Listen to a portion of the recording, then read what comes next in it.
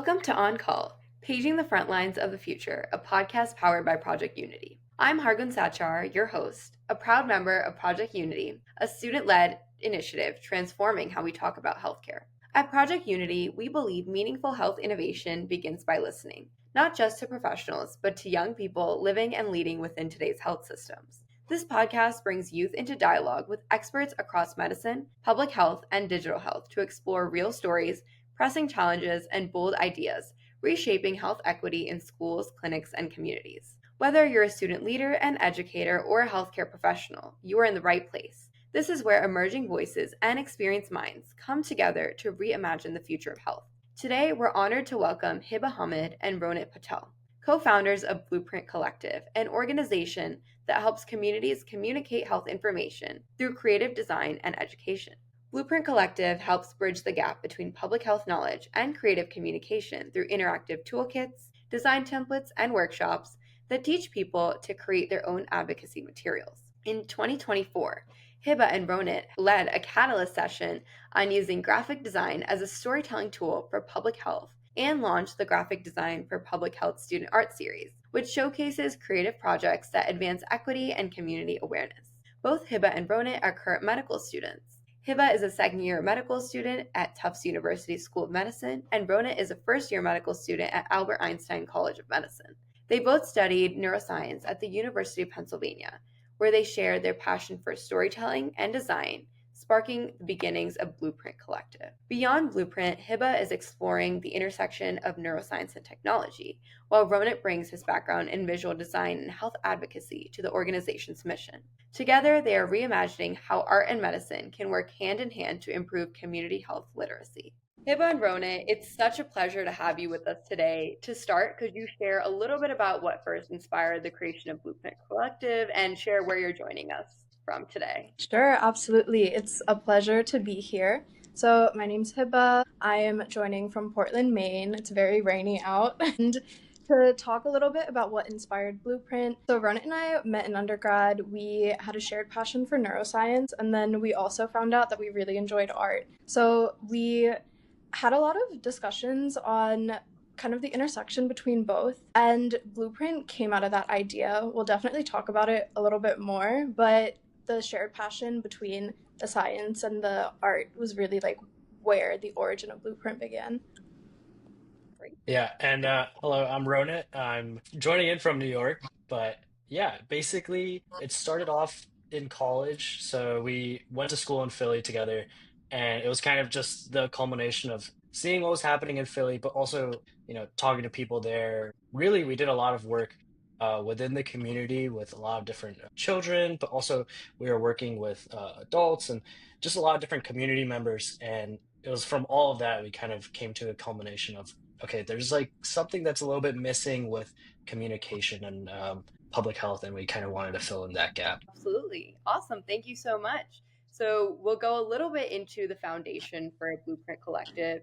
What challenges did you notice in how public health messages were reaching communities, and how did that shape your mission? Yeah. So I think one of the prominent issues that came with us first, that we ended up realizing was there's a big difficulty in getting messages heard or seen, especially when you're from a different background or a different like location to the actual context of the community that you're trying to reach out to. So, not everyone knows exactly what the issue that you're talking about in the area might be, or they might not all really agree that this is a problem, or they might not see how it can be a problem. So it was really this difference in trying to come and provide an outside perspective that sometimes even our outside perspective is not really accurate and it's not really great. So we wanted to try to find a way where we can actually have community members really empower them to make the decisions themselves and have their own voice in basically creating their own conversation and how they can improve their public health in their area. So that's kind of what really started off the idea of Blueprint, is by seeing that initial challenge. Cool. Thank you so much. And then you both come from neuroscience backgrounds. So how has studying the brain and human behavior influenced the way that you approach communication, creativity, and advocacy as of now? Sure. So one thing that's been really interesting in the neuroscience that Ronit and I learned was it was very interdisciplinary in nature. A lot of our classes came from so many different angles. We learned a lot about chemistry. There was a lot of biology. We had to take like a physics class to pass with a neuro major. So what I mean to say is there's just so many different aspects that come together to form neuroscience. And I feel like what's been really incredible for working with public health is it's very similar. There's so many different avenues that kind of tie in to something as broad as public health, and having some of that insight and kind of knowing which ways to, like, which perspectives to kind of really pay attention to, or what angles can be beneficial when creating something like Blueprint has been really helpful. So I think that's where like the neuroscience background and the training in one way has been helpful, and then just being able to kind of have like these conversations with other people that are interested in the field. It's just all kind of tied together into what we've created for Blueprint. And then let's move on a little bit into building Blueprint overall. So Blueprint's framework is built around accessibility, education, and empowerment. How do your toolkits and workshops help people without design backgrounds create meaningful public health campaigns? Yeah. So, for us, it was really important that we try to tap into as many different types of people as possible, making sure anyone with any background can get started and start learning how to do some of these things. So, for us, what we wanted to do is really start at the basic introductory level. So, starting off with, like, what is it before you even start making an infographic? What are the types of things you have to do? So, that includes, doing the research, planning out how you want the presentation to be made, planning out where you're going to be sending this presentation. These are all things you have to consider beforehand. And it's important to at least get people to start thinking about that, because that's something that, is more something that's more conscious. It's not necessarily you need to have a specific skill set, like, knowing different types of colors that go together, or, having different types of skills with how to do research, or, what types of papers are important. Like that is that can change on how skilled you are and how much knowledge you already have.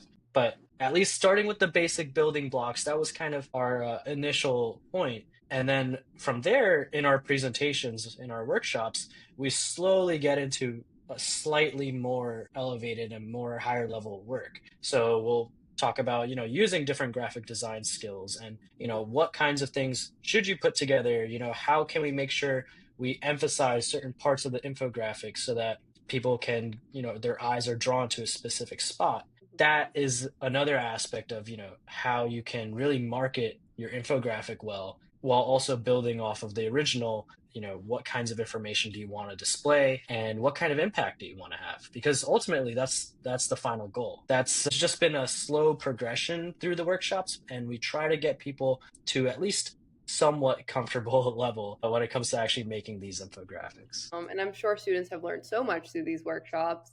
You guys have worked with student groups and nonprofits to run pilot programs with high school students as well. So what moments from those collaborations stand out to you as reminders of why this work matters to you? Sure. One thing that's been so great to see is just how much passion and interest so many people bring to these workshops. It's great to see how, like, I feel like Ronit and I keep going back to how interdisciplinary this is, but it's just such a great thing to see that people can come from so many different backgrounds, so many different education levels, so many different parts of their life, and still be very interested in taking some of the information that we're giving, using it to create their own infographics, kind of sharing that public health, and really that advocacy that comes from a lot of these perspectives is just so great to see. I think through a lot of our different sessions, of course, we work with so many different people, but that's the common thread, and it's always great to see because of how interactive people are with that. Yeah. Cool. And after leading a national session at Catalyst, how did these interactions with other students and leaders and innovators shape the future of Blueprint? Yeah. For us, it's been really helpful. We are still on our progression to try to make as big of an impact as possible. And in moments like these, it's just another step of realizing that, there's so many people that want to do good in the world. And that's always something that's very helpful and very positive. And there's people that, these same people want to work together and try to get there. So I think that's been something that's really stuck with us, is trying to collaborate with other groups as many times as we can, really supporting each other and helping all of us get to our shared goal of improving public health, improving our society, because there's always things that we could change and make better. So I think that's kind of always what we're striving towards. And hopefully, yeah, hopefully we get some more work in with more and more people. Hopefully more with Project Unity as well. Absolutely. And we can see the impact that you're having with Blueprint and the awesome impact that you will have in the future as well. So let's talk a little bit more about something that's going on as well. You both are balancing medical training with creative and community focused projects. So, how has your medical education influenced the way that you think about design, communication, and advocacy? So I love this question. I feel like it's so relevant for both of our backgrounds. One thing, a little like side note to answer your question is for med school, I feel like a lot of people talk about how it's this like fire hose of information. You just have so much to learn. And with that, I think it's like one thing that stands out for me in particular is we can be learning so much about like a disease or a process through textbooks and through lectures, but the things that I remember the most are when they bring in patients and these patients like share their stories. So even through medical school, I've seen that having like a very personal connection to some of the things that we're learning about is what helps me remember it more, and it just makes me see like the human nature behind it, the passion behind it, kind of the actual like effects behind it, because when you learn things through like a textbook or through like any other format, you don't really get that. And Ronit and I, our goal essentially is to make Blueprint a platform where other people are able to share their voices in the same way for any of these public health aspects that they're facing. So I think it's been pretty relevant. Yeah. That's awesome. Thank you. And then, Rona, did you have anything to add as well? Yeah, I think being in medical education it's a very specific type of communication you kind of have to have. You have to make sure you're really getting your point across, but also it's a two-way thing. You need to make sure that you're telling the patient what they need to know, and you also need to make sure you get the information you need. So I think that's been something that's constantly on my mind now.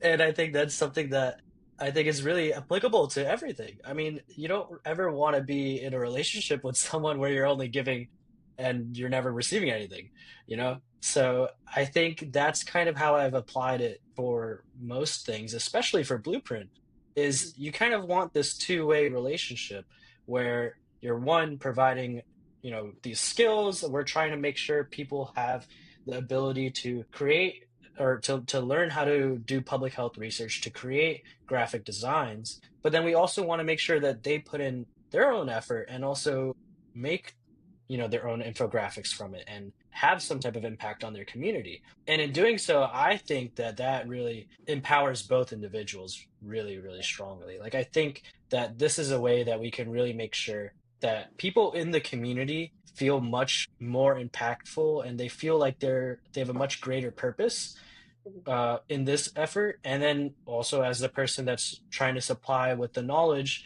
and information, it feels pretty powerful that I'm able to actually have some type of impact of getting people to do the work that they always wanted to do, just giving them the tools to do so. Definitely. Thank you. And then going back to you, Hiba, your work in neurotechnology and applied cognition focuses on systems design in clinical environments. So, how do you see innovation in neuroscience connecting with the creative frameworks that you've built through Blueprint? Yeah, absolutely. So when I was mentioning learning neuroscience through such an interdisciplinary way, I feel like I find a lot of my passion through those connections between two different disciplines. Neurotechs offered me like the same opportunity to do something similar.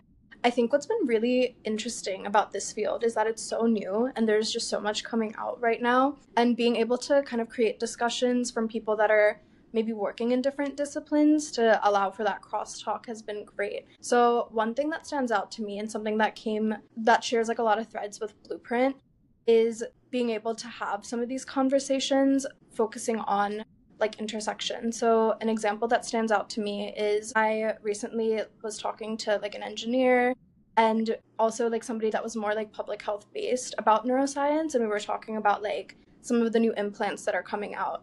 And even with something as simple as not having to shave like a patient's head for like an implant, that has like profound effects on like a person's like image of themselves, which while we were having that conversation, the engineer mentioned that, yeah, that's like just something you never learn in engineering school about the actual aspect of like a person's well-being or like their image of themselves. So it's just nice to be able to host these conversations where you can just learn so much from other people's perspectives. And I feel like neurotech right now is such like an interesting blooming field, and being able to foster those conversations is pretty beneficial, and it's been going really well so far. Awesome. Thank you so much. And then Ronit, back to you. You've worked across clinical research, neuroscience, and design, from studying brain injury and neurodegenerative disease at Penn to leading art-based advocacy projects. So how do these experiences inform the way that you think about communication in medicine and the role that creativity plays in patient understanding and empathy?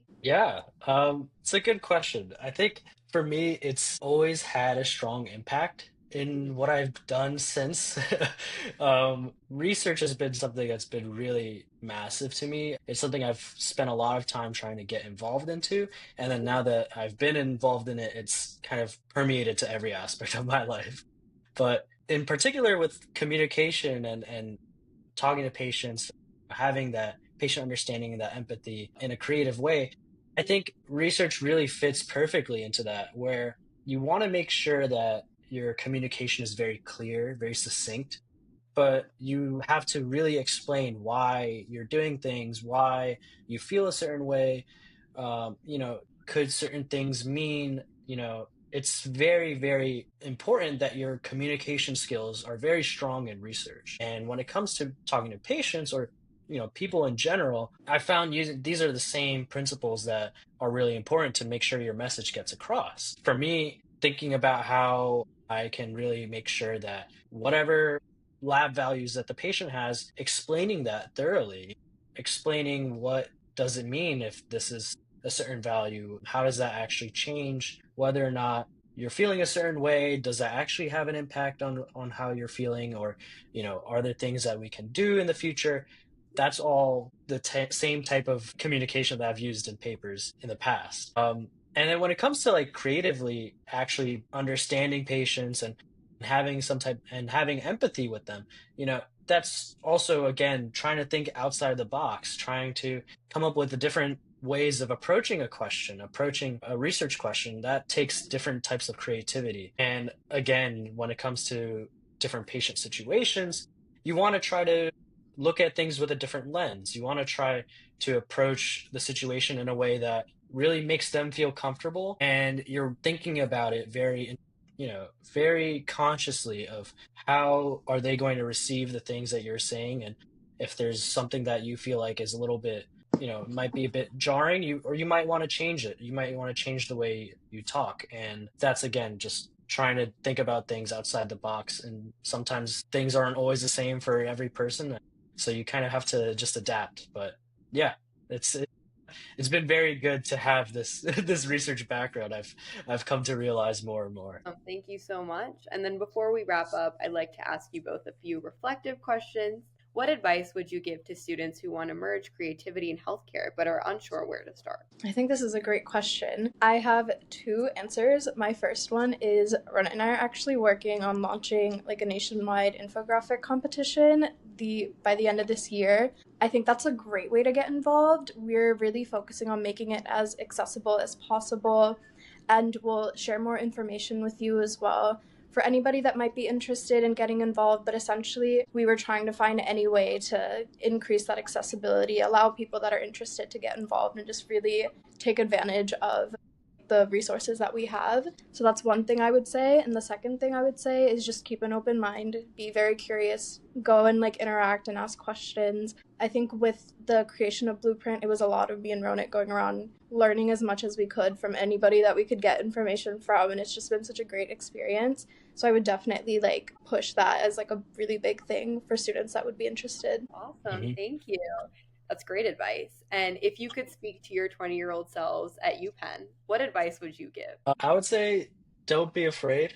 Each time I've doubted something or, felt apprehensive about doing something, I think the more I look back, I realize I should just push through and just try to break that feeling of, whatever type of anxiety or, awkwardness I felt.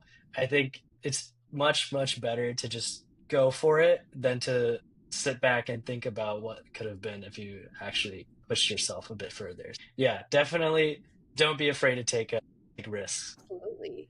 And Hiba and Ronit, thank you so much for sharing your story and vision with us today. Your work through Blueprint Collective is helping redefine what it means to communicate health and making it not only informative, but accessible, empowering, and creative.